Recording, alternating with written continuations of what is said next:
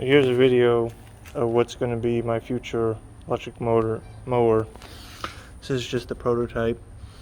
So I have my wireless transceiver right here, which picks up remote control. These are the motor drivers, so you got one for the left wheel, one for the right wheel, and then this does the conversion for the receiver to actually drive the motor.